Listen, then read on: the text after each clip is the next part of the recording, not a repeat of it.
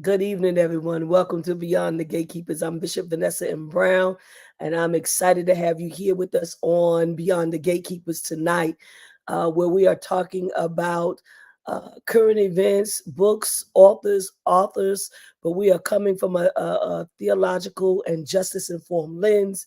We're excited to have you here with us on tonight. To all my Facebook family, all of my YouTube family, Instagram, uh, LinkedIn, X, everywhere where we are shown tonight. We say welcome, welcome, welcome. And we are still celebrating for the month of May. This is our last Wednesday celebrating our 4th-year anniversary. Thank you for many who have came in and already told us happy anniversary, happy 4th year. We started this in the pandemic, and we are so excited. Actually, it was April like 29th or something. So we were still in April, but it was like at the very end of the month when we started Beyond the Gatekeepers. We're so happy to still be standing at the intersection of culture and religion. And so we're so very happy to have you as our guest every week. Every week we're happy, and we want to shout you out tonight. We want you all to do us a big favor, begin to share and let folks know that we've got an incredible conversation that's about to take place. And we want you to be a part of that conversation tonight. We want to hear from you. And so I am going to start with shouting people out on YouTube. We have Ingrid on here.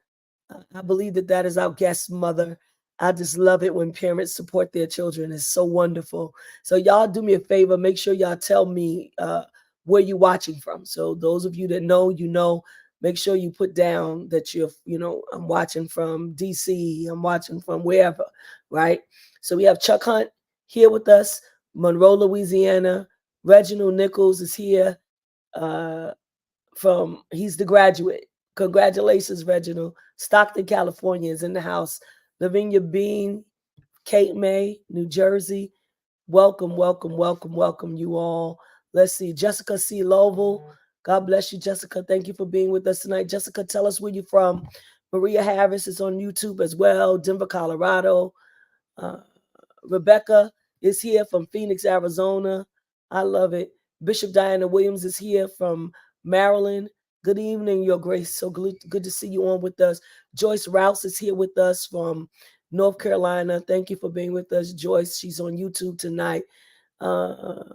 Jessica says she's a student of our guest tonight, St. Paul in Kansas City. God bless you. Watching from Zebulon, North Carolina, Mrs. Sky.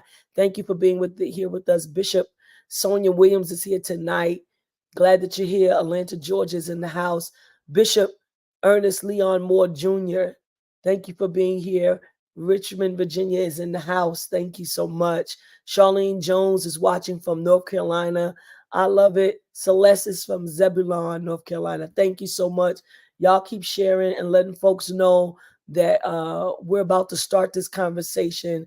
Natasha Robinson is here. Professor Natasha Robinson is here, representing Chi-Town. Illinois is in the house. We have Marlene McLaurin here from Baltimore. She's representing the Unity Fellowship Church movement. Love you and thank you for being on with us tonight. And y'all are just keep letting me know what's going on and who's out here. We're so glad to see you. I wanted to make an announcement to let you all know that we want to extend condolences to Lynette Hawkins Stevens. And many of you may not know who Lynette Hawkins Stevens is, but many of you do. She's a Hawkins singer and has been singing with the Hawkins pretty much her whole life. Anyway, her husband passed away not that long ago, just a few minutes ago. His name is Reginald Stevens. And so we want everyone to keep the family in prayer. Keep Mother Shirley Miller, for those of you that are just visiting, you may not know, is the spouse of Bishop Flunder. And so please keep her in prayer. She's heartbroken on tonight. And so Bishop is not going to be with us for that reason. and that reason alone. And so we want you all to continue to keep the Hawkins family and the Stevens family in your prayers on tonight.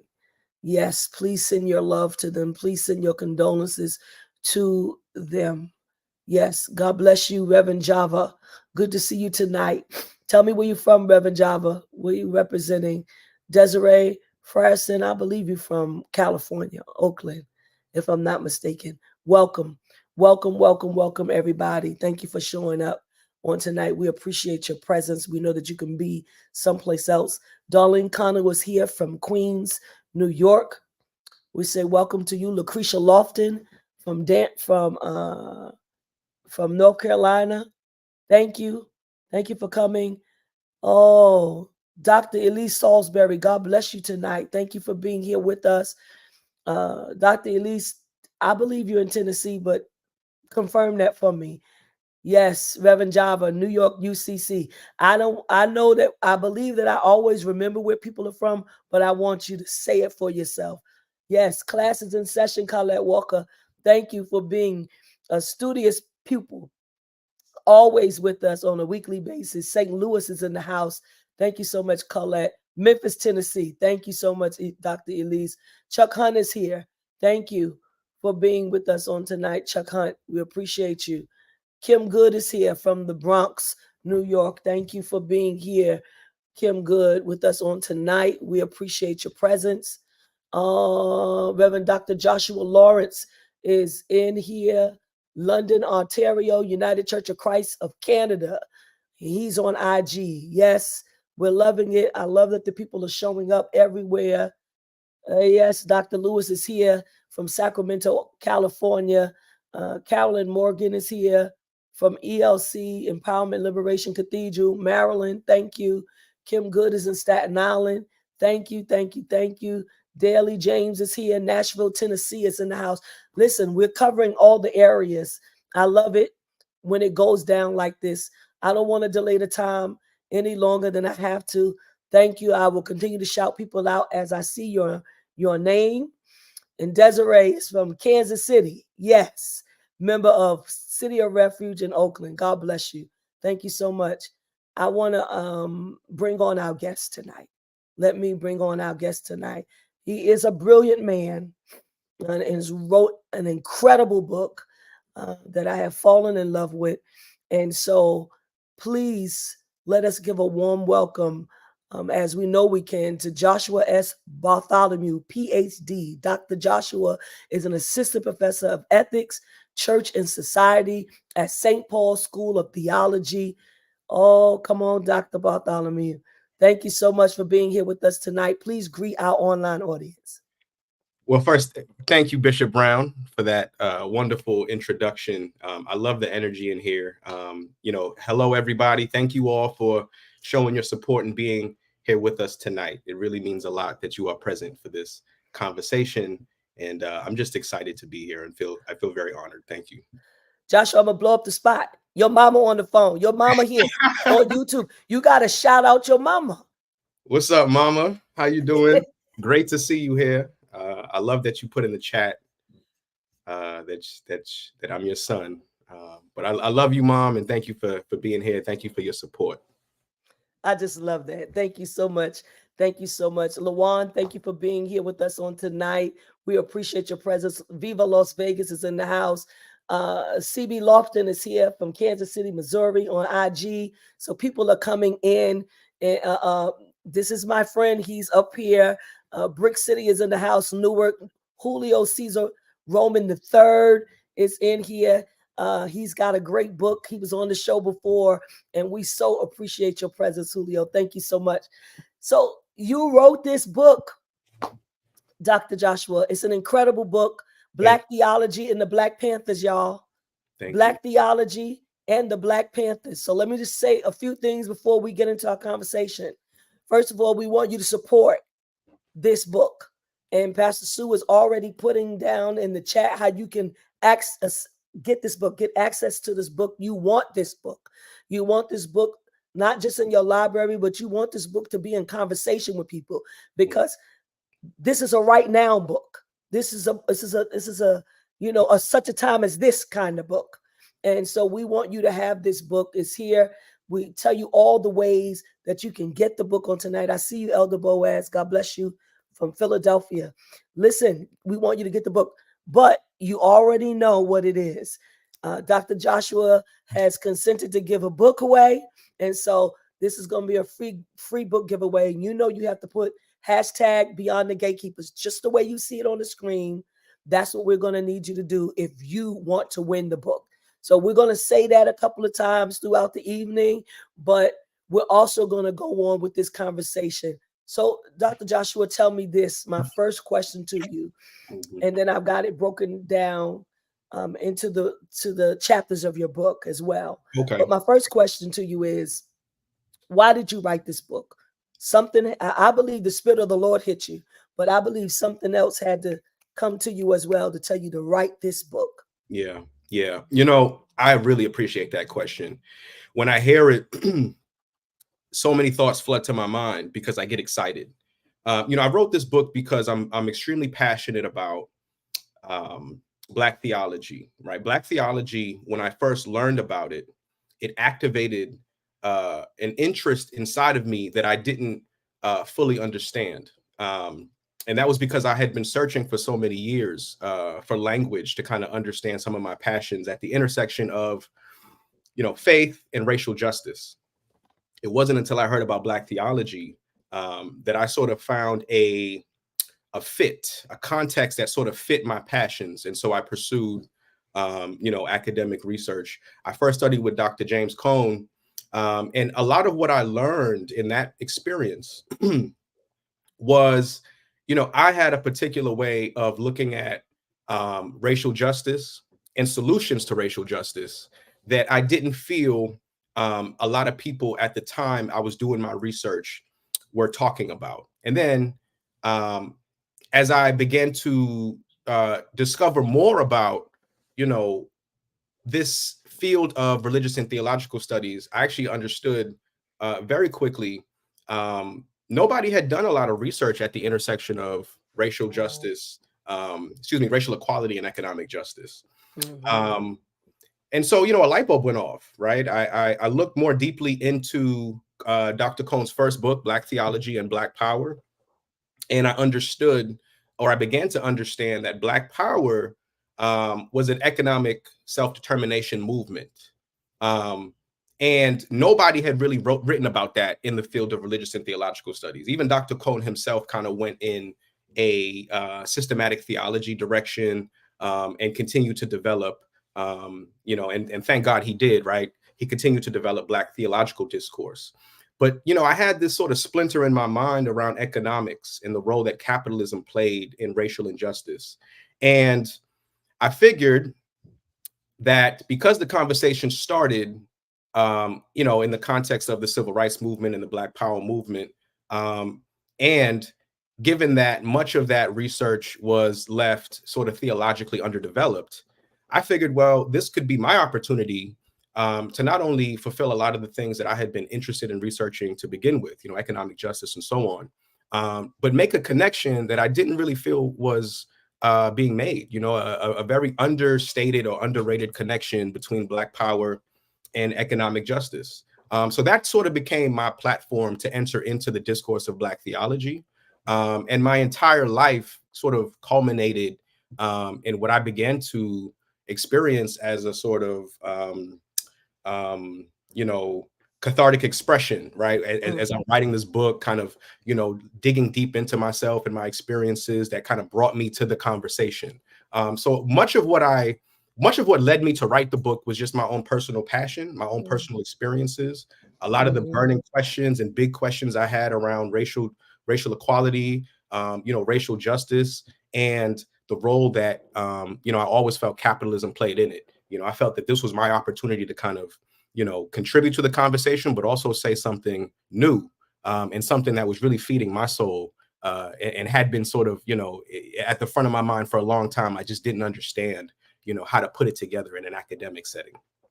So essentially what you're saying to us, in the words of Katie Geneva Cannon, is that you were doing the work your soul must have. Exactly. In I so love many that. words, that's 1000% what I did. And you know, thank God for my PhD advisors, Dr. Miguel de la Torre, Dr. Jennifer Leith. You know, these were individuals who really allowed me to lean in to this project. They've all been guests on this show as well.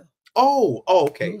I love Yes. that. I love that. I owe so much of my intellectual and academic development to those individuals, particularly Dr. Jennifer Leith. Her perspective in helping me shape the conversation, which was originally my dissertation, it became this book. So you know, I'm forever indebted to those two intellectual giants for all that they poured into me in the process of writing my dissertation before it became the book. I love it, and you bring us to the place where we need to be in this particular conversation, right? Because your first chapter, of course, obviously you have this introduction, but your first chapter, you start off with Black theology and modern economic thought. Yes. And you just said that you brought something new, and Yes. so I want you to be able to expound on and explain the newness and the modernness of this economic thought, because the reason why I want you to key in on it is because I believe it's something that we need to have as a people. It is something that's going to move us forward. And I think that there's a possibility that there can be a refreshing and a revival, so to speak, in people when they start to hear what you have to say. Right. And I appreciate, thank you, Bishop Brown. You know, the first time I opened up about this project, I told Dr. de la Torre, you know, I'm interested in sort of examining that intersection or relationship between economic justice and racial equality. And one of the first thinkers he recommended to me was Dr. Eric Williams, who wrote the book Capitalism and Slavery. Now, serendipitously enough, Eric Williams is also from my home country. I was born in Trinidad and Tobago, you know, and I didn't know that at the time. But when I read his book, I felt that there were answers to questions I had been asking my whole life, specifically around, you know, what is the sort of shape or structure of racism? And it's capitalism. Capitalism sort of helps to shape and structure how racism functions in society, right? And Eric Williams, he does a great job, and I believe this is what you're referring to in that chapter. You know, he does a great job of sort of laying out the ways in which the enslavement period in the Americas created a caste system that now becomes essential for the way capitalism exploits Black communities in particular, right? Yes. And you know, he talks specifically about how the enslavement system was first something fitted for Native Americans, right? And because that didn't work out, you know, Europeans were then contracted as indentured servants. That also didn't work out. So then a lot of the sort of, you know, bias that was budding in the imagination of Europeans, right, and Euro Christians in particular, became attached to the justification for why ethnic peoples from Africa could be deemed or seen as, you know, subhuman.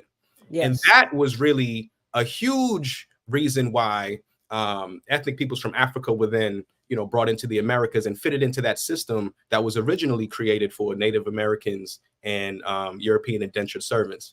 Now, you know, obviously after slavery, racism becomes the consequence of this system, right? Yes. And that essentially creates a badge for Black people, right? That you know, either manual labor or some form of exploitation is essentially our trademark in a capitalist society. And so in looking at the role capitalism has played in shaping, you know, the function of really Black identity in a capitalist United States of America, I then began to see that understanding in and of itself becomes a huge linchpin in really trying to understand the problems with capitalism and how they shape the issues within Black communities. Some of that work had been done by Dr. Cone himself, by other womanists and so on, but really drawing out that connection such that we land, you know, as a sort of Black theological discussion in a place where we can firmly be anti-capitalist, or we can have reasons to critique capitalism and seek an alternative, was essentially why I needed that critique. That critique allowed me to uncouple from the minds of many who think about economic justice this need to think about capitalism as the answer, right? It helped me sort of create imaginative space to then entertain alternatives to capitalism, which then I talk about later on in my book, and try to use the Black Panther Party and their economic philosophies as a conversation partner. This is so good. Listen, if you're just tuning in, I'm talking to Dr. Joshua S. Bartholomew, and he has a book called Black Theology and Black Panthers. Y'all, we have to get this book. You have to get it if you haven't received it yet. Pastor Sue just put it up so you can see what it looks like. You need to be ordering this book. You need to be having conversations. We're always talking about economic justice, racial equality. We're always talking about some of these things, but we need to hear this from a brother who has absolutely studied and delved into the length and the breadth of what this is really all about. You go to chapter 2 with us, Dr. Bartholomew, you start talking about the Panthers praxis. Now, from 67 to 71, let me just say this. When we talk about the Black Panthers, I've always known it as a good movement, but I've not always known it from the church. Right? As a good movement. Right? They kind of paint a little scarlet letter on the Black Panthers because, but what I've known about the Black Panthers is they were doing things that the church should have been doing. Right? So tell us about chapter 2. Thank you for that. Thank you for that. So, you know, I set up the conversation in chapter 2 really to look at the Panthers in a different way. You know, typically we hear about the Panthers and they are romanticized, or, you know, their afros and their black beret. All these things are sensationalized. The guns and the black leather, all of that, right? All of and it. we never actually hear about what they did. The work. And we literally never consider them as intellectual economic resources, right? Absolutely. And to me, that was a big mistake. That to me, that was a big mistake in the way we study economic thought. And I'm just speaking generally, you know, when you go into the field of economic theory, the Panthers are not present, right? And to me, that's problematic, because when you look at how they applied their theories from those 4 years, 67 to 71, we had never seen something so effective in terms of actually bringing about racial justice, right? You know, as I mentioned, right, chapter 1 of the book really lays out an argument for why capitalism seeks to constantly exploit Black bodies. That's just what capitalism is going to do within our US context, right? Because again, of the enslavement period, racism is the consequence of slavery. And essentially we're stuck in a caste system because of that. Now, the Panthers found a way to create an alternative economic system within the capitalist system for those 4 years, from 1967 to 1971. And by that, I mean, you know, typically, you know, a capitalist relationship between, you know, an owner or somebody who's a laborer or somebody who's making a product. You know, if you're a worker, you don't own anything, right? Actually, your only job as the owner, excuse me, as the worker, is to give your time, right? And in lieu of your time, you get a wage. You get a wage, but essentially it's the owner's job to collect income and have a surplus, right? I mean, the owner is there to get rich, right? But essentially, if you produce, you don't see what that ownership looks like for you, right? You just work for the owner. The Panthers problematized that relationship between worker and owner, right? So everybody who worked in their revolutionary services, and they had an array of services. I'm talking about the free breakfast for children program, Absolutely. Sickle Cell Anemia Foundation, where they were doing healthcare modalities that today would put us to would put us to shame. You know what I mean? Absolutely. I mean, everything from renters aid, help with landlord, spousal abuse, free ambulance, free shoe programs, all types of programs, right? They were owning and controlling all of the resources of these programs, right? There Yes. was no alienation between those who owned the programs and those who were producing the goods in the programs in service of the community. You see, They were the first for us by us. They was the first FUBU. The first FUBU, right? Oh yeah. And that was revolutionary because for those 4 years, you could not exploit any Black community that was essentially being sponsored by the Black Panther Party. You see, all of the capital that would go into that community would be used for the community. You couldn't extract it and put it out and pull it out of the community, or exploit the people in the community for their labor and just give them, pennies on the dollar or meaningless wages. And then everybody else who's outside of the community, who might own the products and all these other things, and who owns the means of production, they're getting rich. No, that wasn't the system for the Panthers. Right. Those 4 years, we actually saw for the first time Black communities owning and controlling their destinies, right? And it was for only those 4 years, right? Because after 71, we began to see repression from the government and the FBI like we had never, ever seen before. I mean, never seen before. And it's well documented. I mean, this is not conspiracy theory stuff. Right. After the assassination of King, they had moved and the assassination of King happened a month to the day after J. Edgar Hoover, who was the director of the FBI at the time, said, and this is a famous quote, "We have to prevent the rise of a Black Messiah." Yes. Month to the day that he said that, Dr. Martin Luther King was assassinated, and we saw a ramping up of the repressive apparatus in the United States towards Black nationalist groups and the Black Panthers in particular. They created SWAT teams, as a matter of fact, right, in order to raid Black Panther headquarters and assassinate their leaders. Fred Hampton was a victim of one of these raids, right? We have the movie Judas and the Black Messiah to sort of remember his legacy, right? But for those 4 years, it was so effective that they had to invent oppressions. Yes. Right. And that's why I focus on their praxis for those 4 years. We had never seen anything like it. And it was very hard to recreate that momentum because the FBI did a really good job of vilifying the Panthers. Nobody knew that that counterintelligence programs of the FBI existed. Nobody knew. It was all clandestine activity. We only found out 10 years after the assassination of Fred Hampton because a lot of people decided to raid FBI headquarters, and that's how they discovered COINTELPRO, right? So, I mean, it was sort of by accident, you know what I mean? Right. But it was hard to kind of recreate that momentum. And then on top of that, the government had given out many concessions, right? The one of the reasons the Panthers were so effective in those 4 years, they had a lot of allies.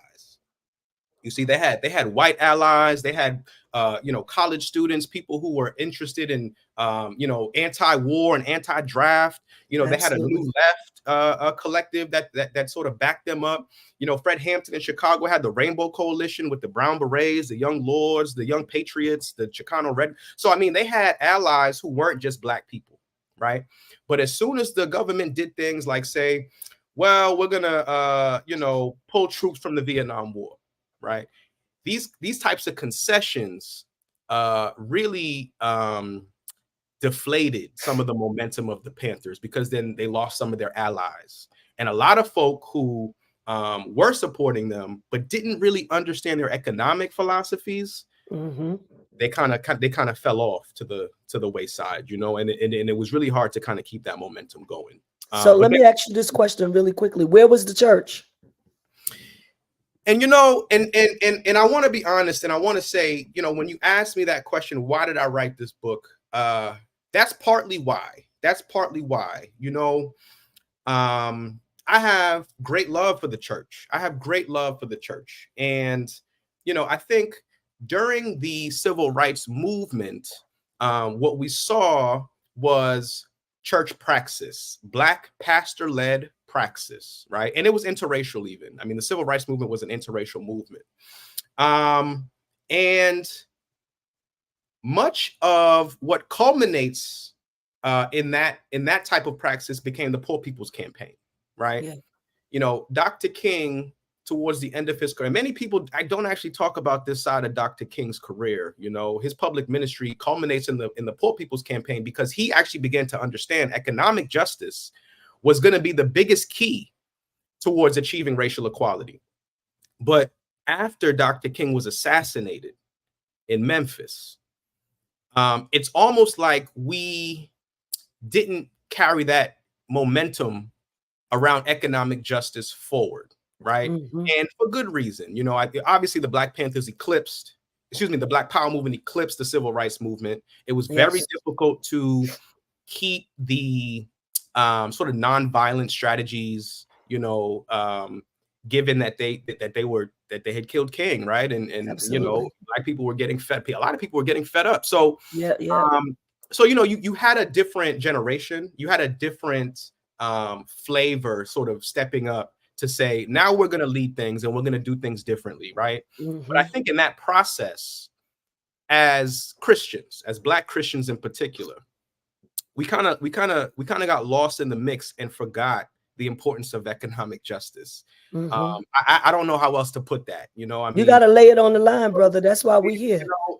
say it like it is. Because, you know, I grew up, you know, I grew up in Roxbury, Boston, Massachusetts, right? And Roxbury has a very rich history, Black history in particular. You know, I grew up about 2 or 3 blocks from where Malcolm X lived on Dale Street in Boston, right? So, you know, I grew up always hearing things about Black history, hearing about, you know, the progress we had made.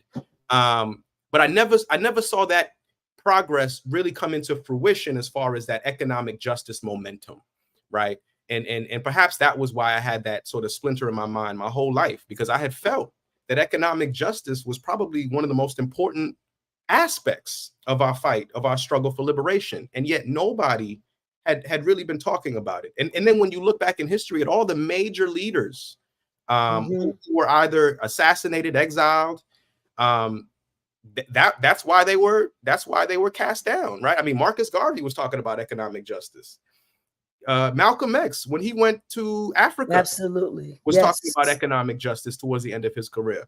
MLK, the Poor People's Campaign. I mean, when you look at all the Panthers and how they were, you know, systematically assassinated, taken out, right, by COINTELPRO, a clandestine operation. I mean, it was all about economic justice. So to me, that indicates economic justice is probably the most potent vehicle for racial liberation. But you know, this is just my attempt to rehash the conversation, right? And sort of, like you said, get us back in that frame of thinking again. Let me say this to you, Joshua. You are on point. Thank you, we don't want to really hear the truth of the matter, but this is the truth. Yeah. And we've been fighting for economic justice since we got here. Yeah. And every time somebody rises up, they get crushed back down, whether it's through death or whatever it is, right? Yeah. Bishop Sonia makes a powerful statement here. She says the Black Panthers were circulating the black dollar several times. There you go. And at a high rate within its own Black community before it ever exited and touched the mainstream economy. And we got to find a way to go back to that. Right. We've got to find a way to get back to that place again. I see you, Reverend Naomi Washington Leaphart. Listen, if you have a question tonight, I want you to write the word question and then pose your question so that we can ask. I still have more questions for the brother, don't you worry. But if you have questions for him that are directly that have directly to do with this particular conversation, we want you to post your question.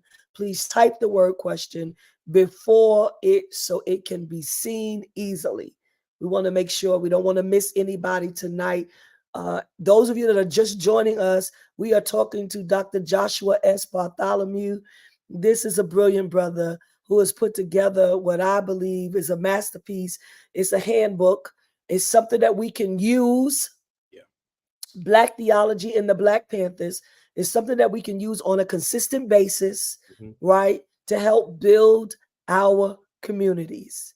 To help, it's a way forward, and I think that we need to get with the plan. I see Reverend Edgar Colon here. Colon Rivera is on as well. Anthropologist and economist. He's all the things. And so thank you for being on with us on tonight. Thank you for putting the hashtag Beyond the Gatekeepers if you want to get the book. Of course, if you want to win the book, if you want to purchase the book, you will see it pinned in your chat or comment section. Sherman Bartholomew is on as well on YouTube. Says blessings, Dr. Joshua. So listen, chapter 3, a consideration of practice. Yes. I think that's where we want to be, right? Yes. And I think that we want to talk about the ways in which we can transform this into our own communities, yes, right? Into our churches, right?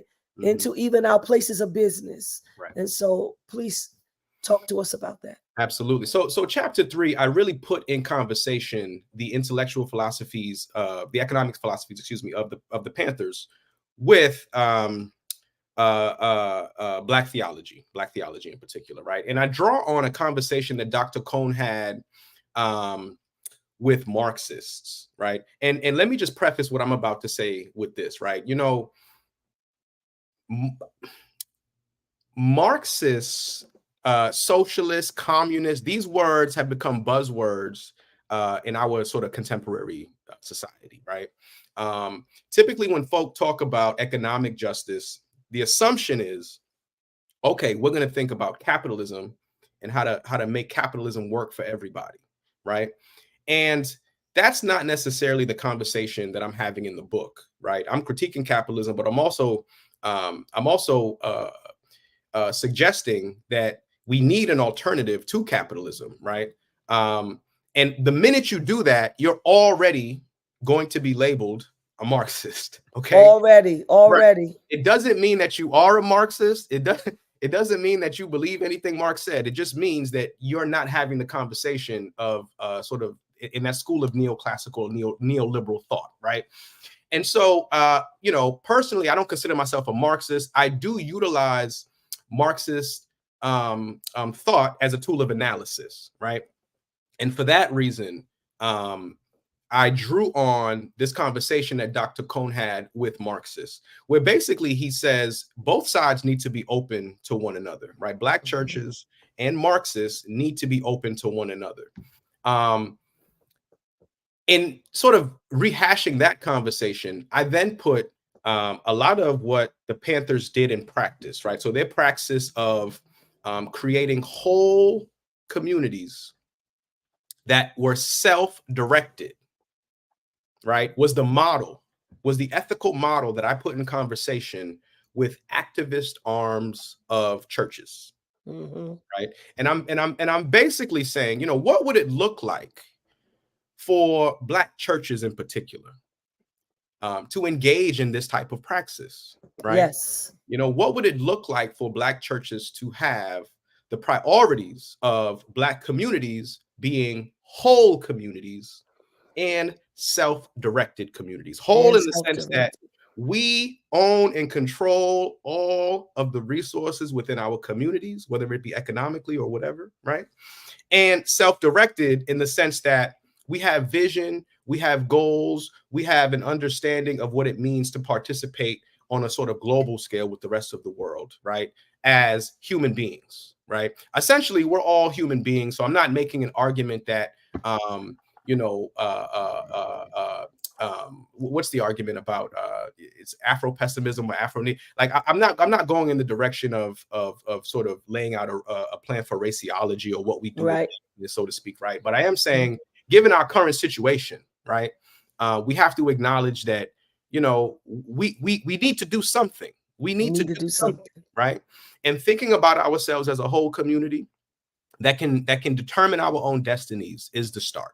That's essentially the start, right? And the role churches can play in that, because Black churches are historically and still today, right, the largest economic institution that we have, right? Absolutely. And it is the only really economic institution that we own and control. Yes. You know, so so that's why I still think the conversation is extremely relevant today around what can we still do with what we have today to create conditions that allow us to be whole as communities And and self-directed. self-directed, right? And I think that that's very, very important. But Bishop Sonia turns to why I think is not really happening. White Christian colonialism use ethics like turn the other cheek, love of money is the root of all evil, and the eschatology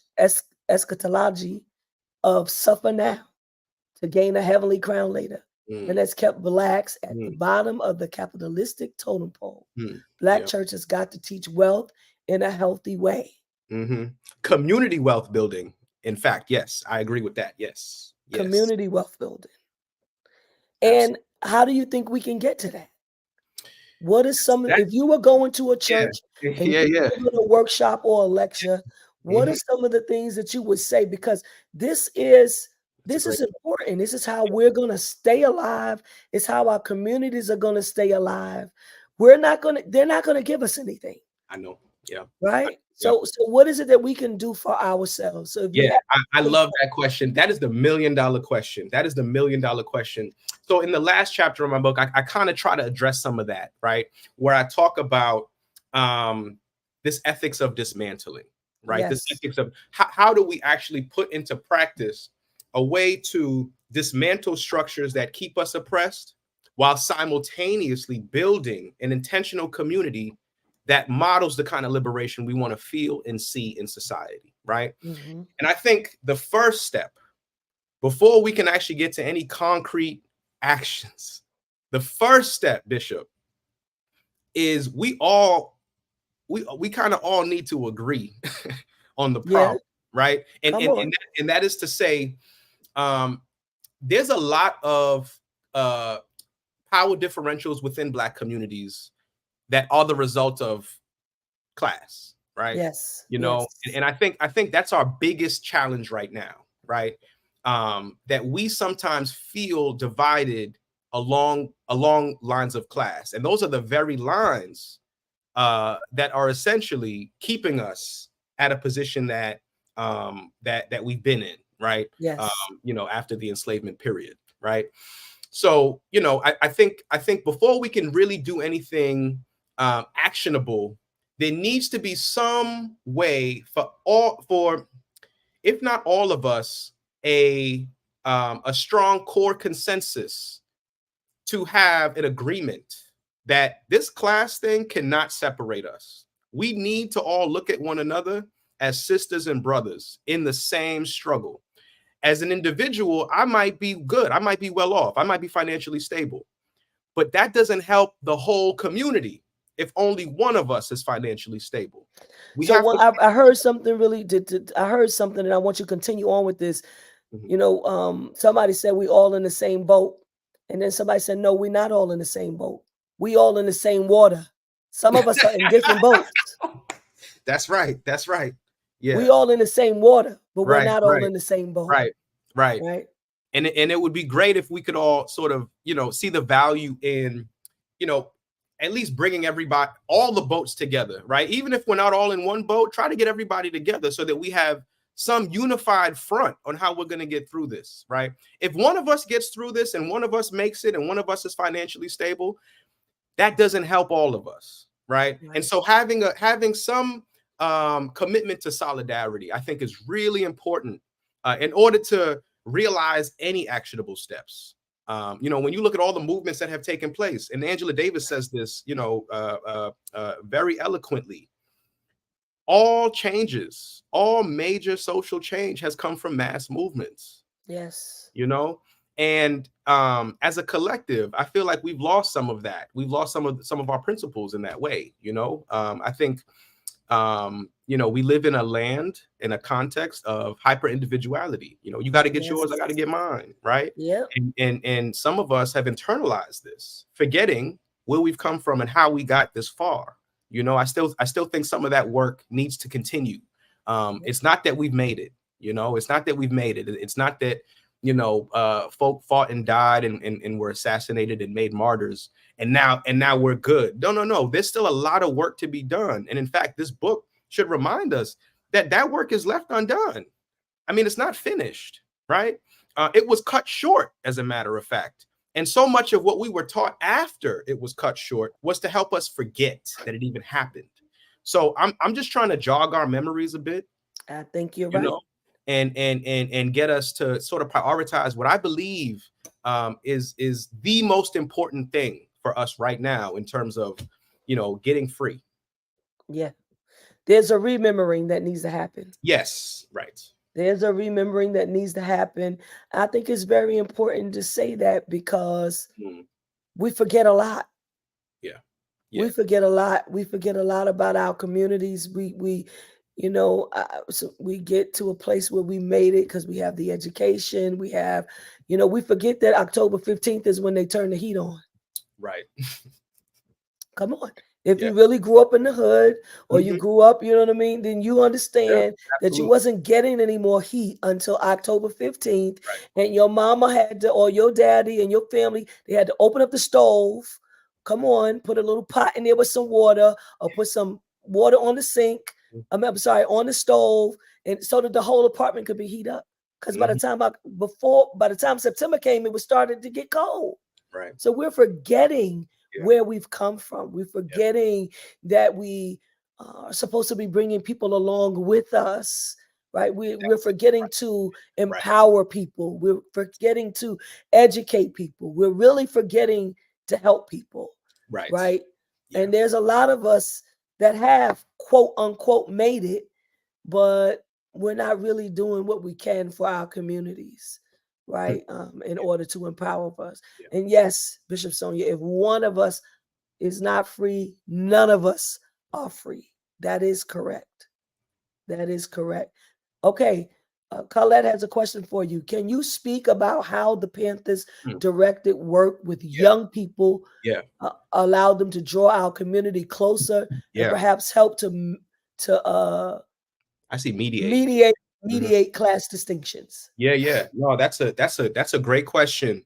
You know, I believe I mentioned earlier, you know, some of the allies for the Panthers were students. You know, students were crucial during the civil rights and Black Power. I mean, you have time, right? You're in a space, you're in a stage of life psychologically where your brain is expanding. You're open to more analytics, right? You're thinking more analytically and critically about life. Many of the Panthers were young people. I mean, 20s, you know, early 20s, late teens. These were young men and women, young sisters and brothers. And their experience resonates with me, right? Because it was when I got to college and I was around, you know, maybe 17, 18, where I began to be exposed to Black history, right? Those are formative years of your life, right? Yes. Where political education can really mean, you know, can really determine what happens with the rest of you. It can really shape the rest of your life, right? That's right. And particularly when you're in a sort of scenario where that they were in, where, you know, you had two major movements going on you know, and we kind of see ourselves in a similar state. You know, we had the BLM movement in 2020, and now, you know, there were some other things going on in the Middle East right now. Yes. And we see what's happening on college campuses, right? So a lot of what was going on back then was really, really significant in terms of how it impacted Black communities. Yes. Because those were the same people who then grew up and became the adults, who became the people who, you know, once the movement was over, you know, got jobs and became professors, became lawyers, became doctors, right? And I would be of the mindset that they brought their class consciousness into their professions, right? It's just that perhaps they didn't have a movement or a bigger context to sort of express some of the values that they had learned in the Black Panther Party. You see, I do think that, you know, during the 80s and the 90s, we began to see a shift in sort of Black consciousness after the Black Power movement. But I do think that a lot of what we saw in the 80s and the 90s was a result of that sort of consciousness raising during the Black Power movement. I mean, you see the emergence of rap music, hip hop, right? Yes. You see the emergence of, you know, a lot of Black cultural icons in the 90s who eventually, you know, I mean, to this day, we still kind of revere as the ones who held it down, right? Yes. When nobody else had that space or that time or that airtime on TV. Right. So I do think that, you know, a lot of what the Panthers did at that time paved the way for what we saw in the 80s and the 90s in terms of Black cultural expression and consciousness. And you got to imagine that was a hard thing to do, because even during the 80s and 90s, we all know that there was still repression. There was still a sort of force, right, that sought to sort of, you know, quiet down Black conscious voices. I hope that answers the question. I mean, that was a does, but I'm gonna go further. I'm gonna push it, and then this is probably going to be my last question. I see you as a visionary. Thank you. So not just the author, but as a visionary, right? So I am interested in, if you were a pastor, if you were a bishop, or any of those titles in the church, and you had to give a plan for economic justice. Let's say you pastored in the Bronx because you lived there before. So you know a little bit about the area. You understand? And you know some demographics. Right. What would you do? What would your approach be? That's a you know, my first one thing. You don't have to lay out the whole plan. One thing. Okay. One thing. That's a deep question, and I love that question. You know, I would do my best to create some kind of coalition, network, partnership, right, with many institutions and organizations and people who I know understand the issue in a similar way, right? They may not be, you know, anti-capitalist, or, you know, however you want to call it, but they may have an eye towards anti-cap, or they may be interested in economic justice as as an important factor in the conversation of racial justice, right?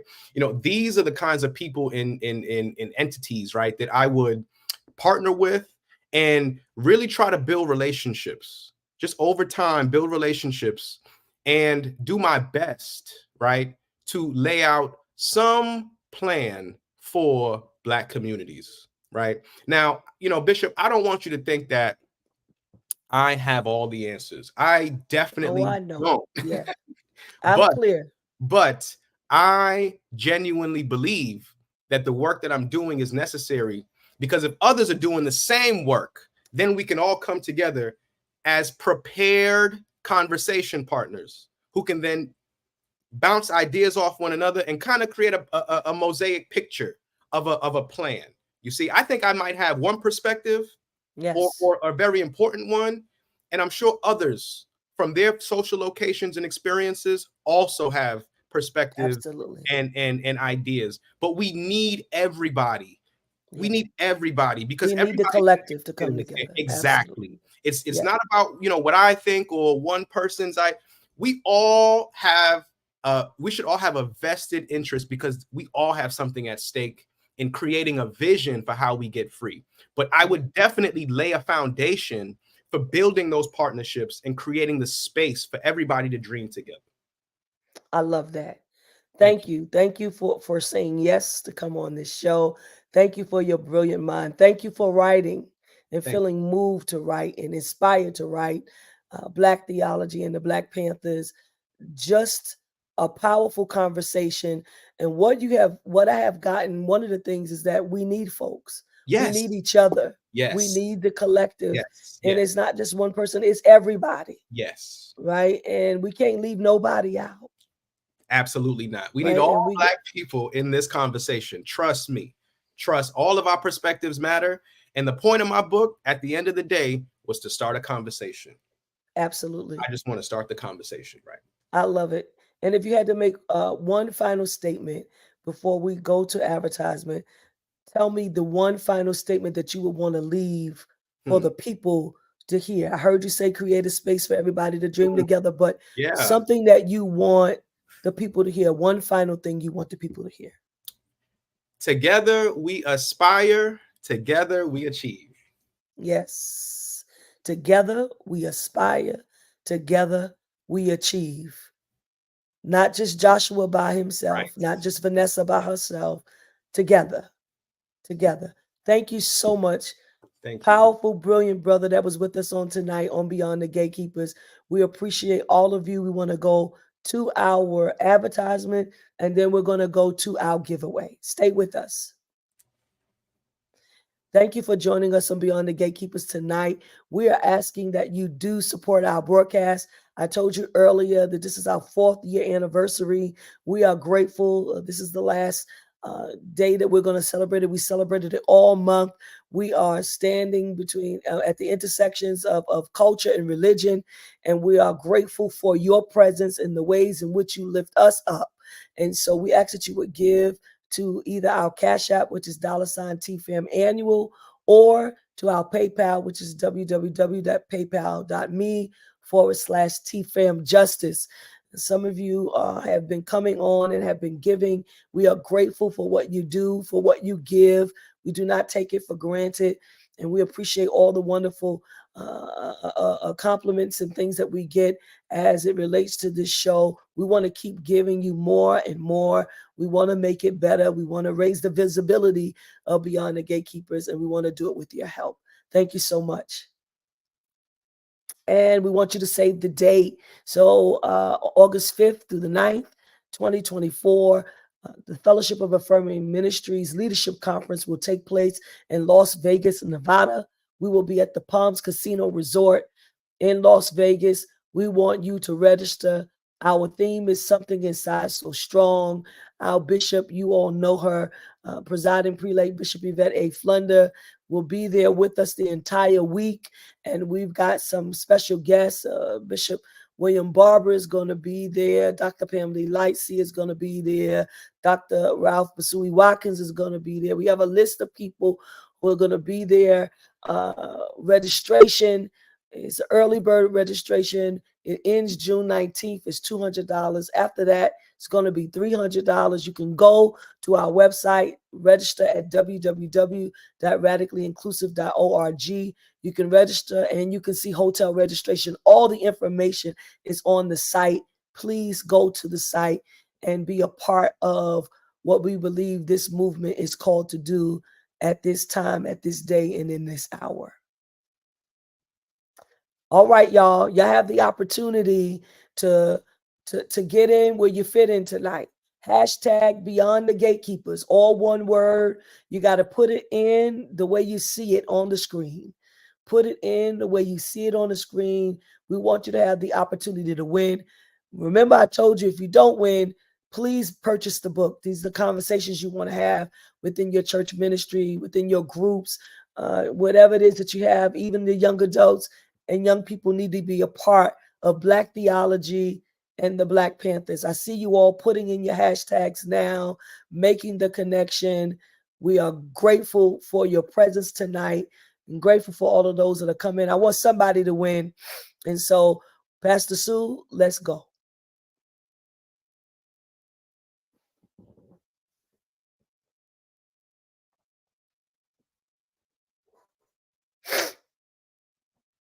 Well, Jessica is a student of Dr. Joshua, and she won tonight, and she stayed in it. Jessica C. Lovell, do me a great big favor. First of all, congratulations to you from Beyond the Gatekeepers. That's number one. Number two, I want you, Jessica, to be able to send us your full name and address so that we can get it to the professor. Yes. And she said, now you have to sign it, Dr. B. So listen, you got to sign the book. We are excited. Thank you so much for your contribution.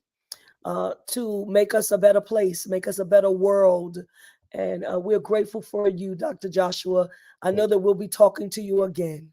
Yes, thank you, Bishop, so much for this opportunity. You are doing amazing work. And I pray that God continues to bless you and to bless this space beyond the gatekeepers. This was truly incredible. Thank you so much. Thank you all. Thank you, Beyond the Gatekeepers. Have a wonderful evening. God bless and good night.